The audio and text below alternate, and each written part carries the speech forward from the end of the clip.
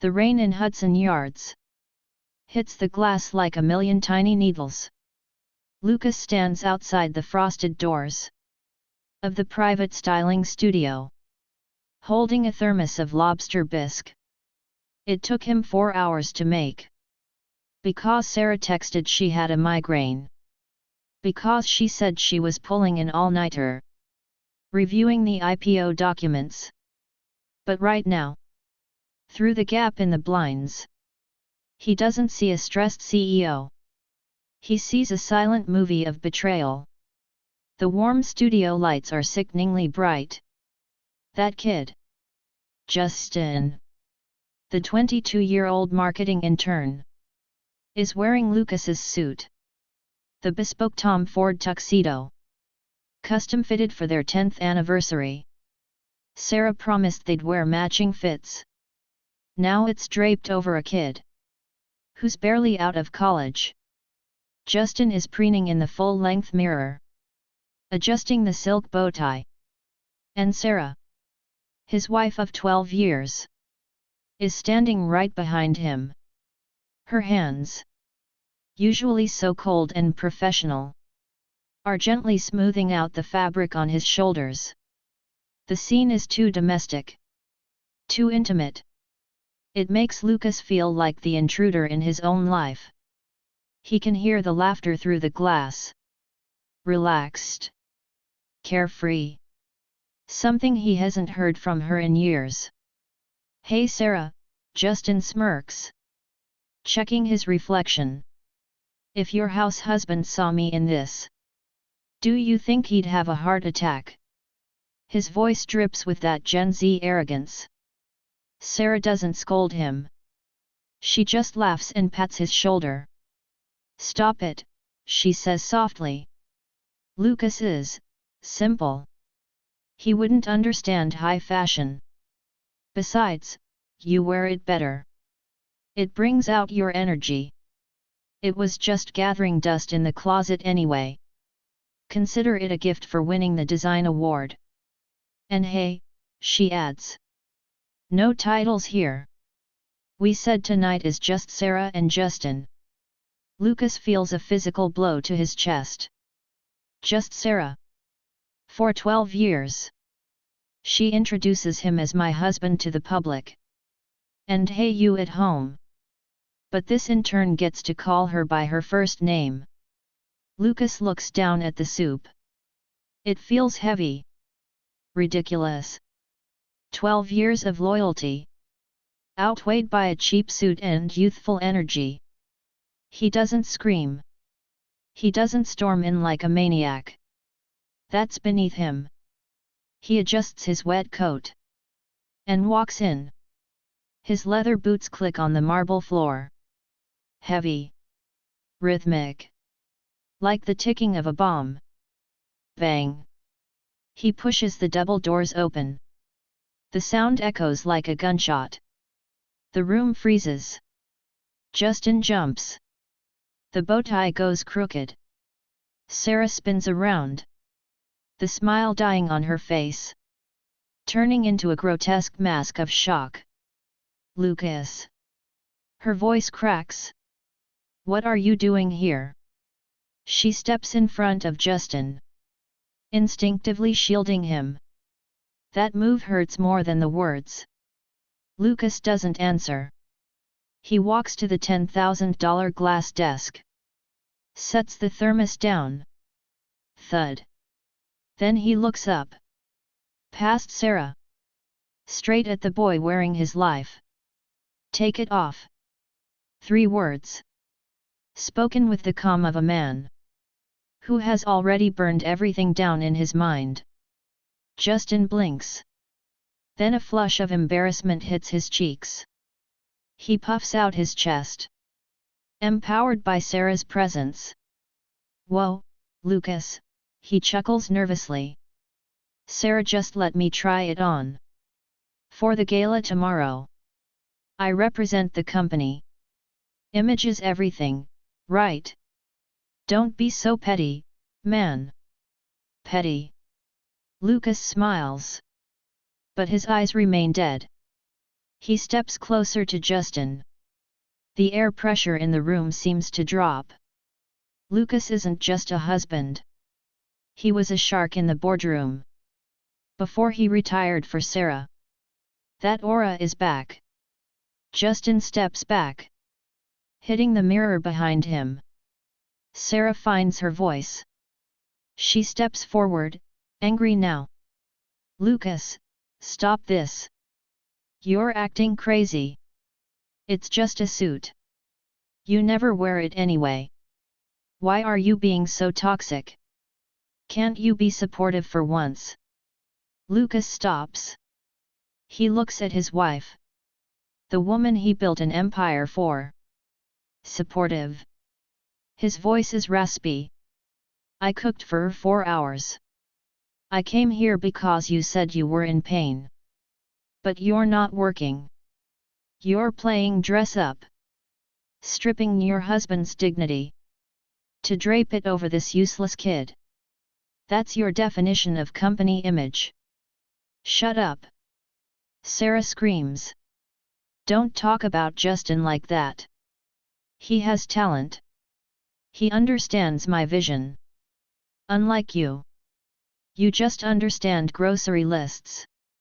We are partners, Lucas. Soulmates in business. If your mind wasn't so dirty, you wouldn't see problems where there aren't any. Lucas looks at her self-righteous face. And feels sick. Physically sick. He realizes something. You can't reason with someone who is pretending to be asleep. He turns. His eyes lock onto a tripod. A high-end Sony cinema camera. The red rec light is blinking.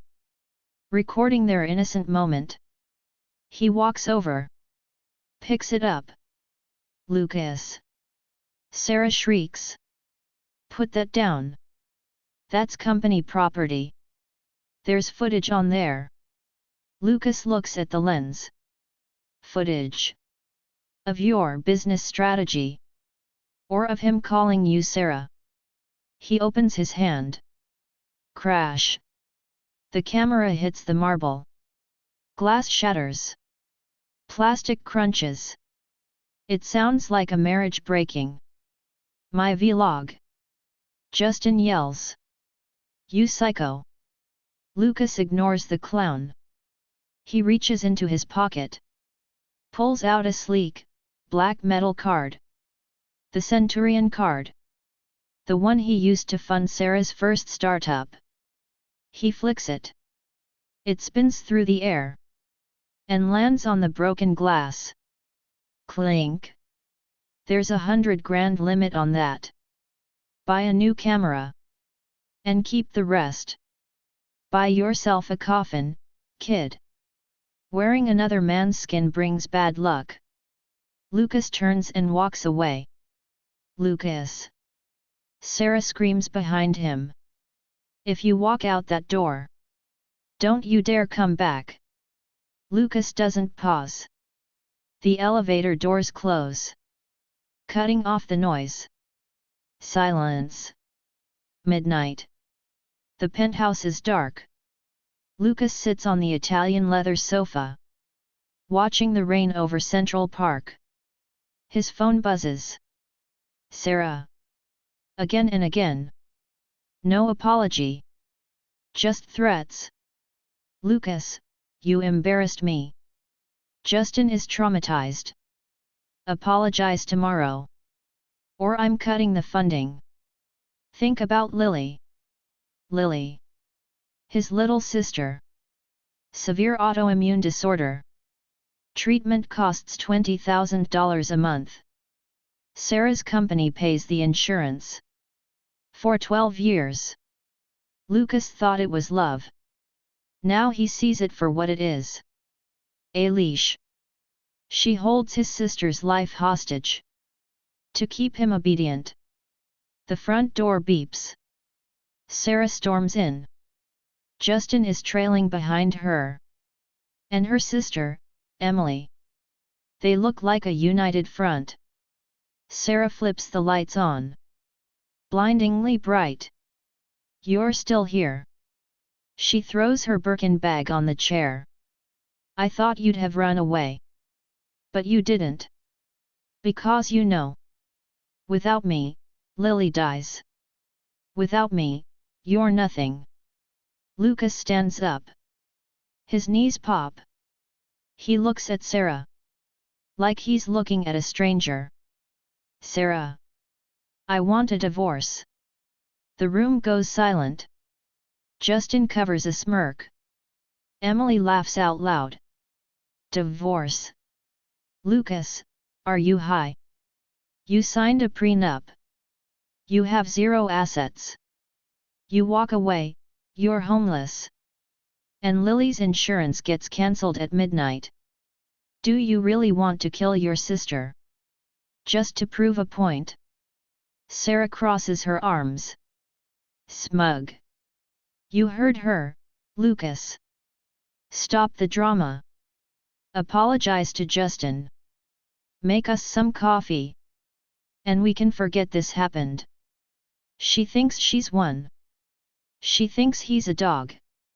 Who knows where his food comes from? Lucas looks at her.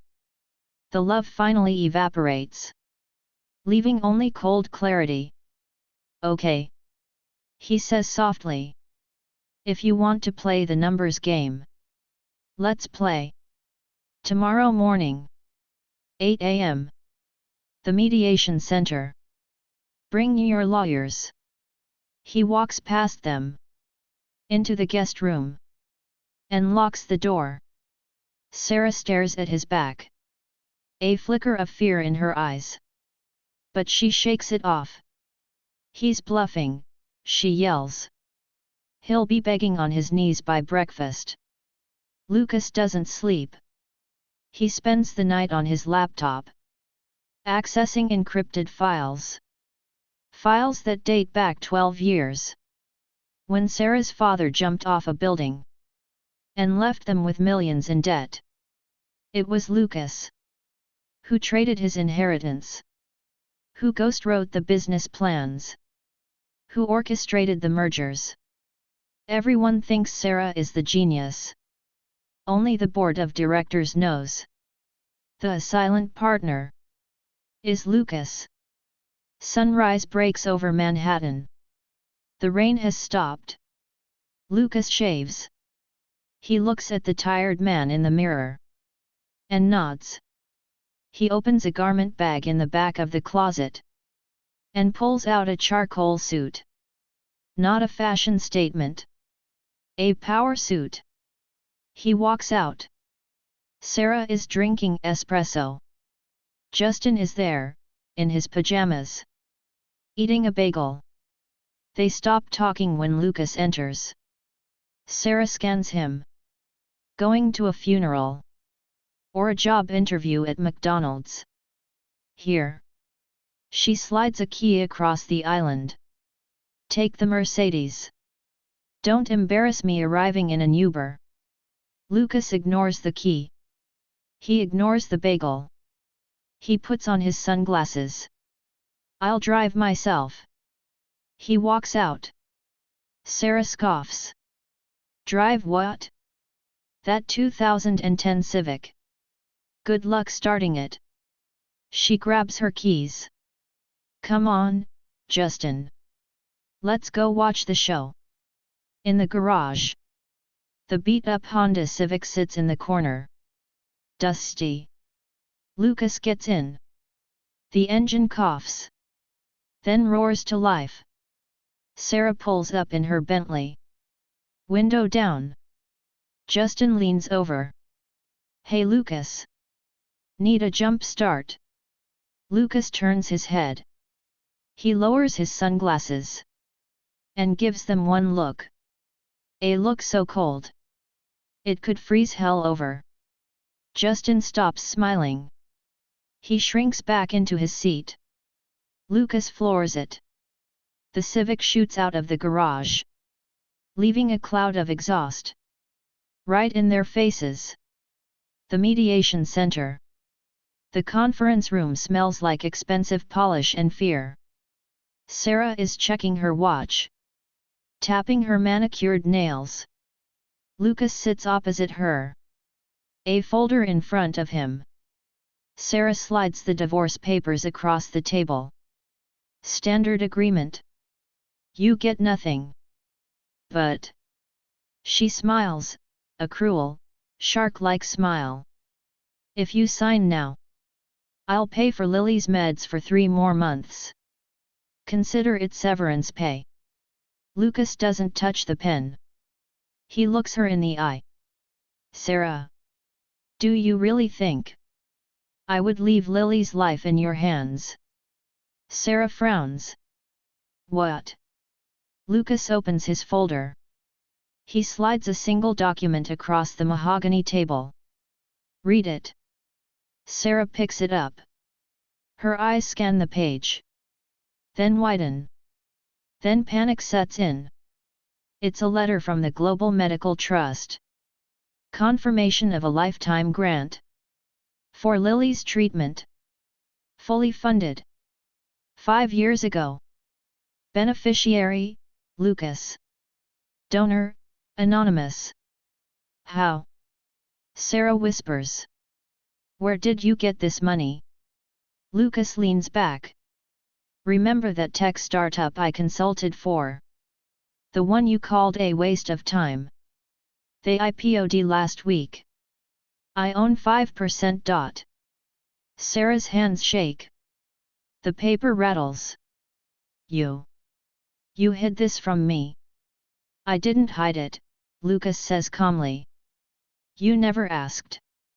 You were too busy buying suits for Justin. Now.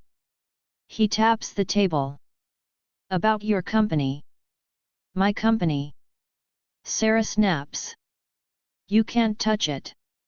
It's premarital assets. Lucas slides a second document. A simpler one. I don't want the money, Sarah. I want the exit. But you should know. Those standard operating procedures. The crisis management protocols. The IP rights to your flagship product. They are registered in my name. I licensed them to you. For $1 a year. That license expires, today. Sarah looks like she's been shot. Without those patents, her company is a shell. A lawsuit waiting to happen. Lucas. Her voice trembles. Tears well up. Real tears this time. We can fix this. I'll fire Justin. I'll make you CFO. We are a team, remember. 12 years, Lucas. Don't throw it away. Lucas stands up. Buttoning his jacket. I threw it away yesterday. When I watched you fix another man's tie. He signs the divorce paper. Rapidly. Without reading it. Keep the house. Keep the car. Keep the boy. I'm taking my dignity. He turns to leave. Sarah's phone rings. A customized ringtone. My work hubby. It screams through the quiet room. Lucas pauses at the door. He looks back. One last time. You should answer that, Sarah. He probably needs help tying his shoes. He walks out. Into the bustling New York morning. The air is crisp. The sky is blue. He takes a deep breath. And for the first time in 12 years. He doesn't feel the weight of the world. He just feels free.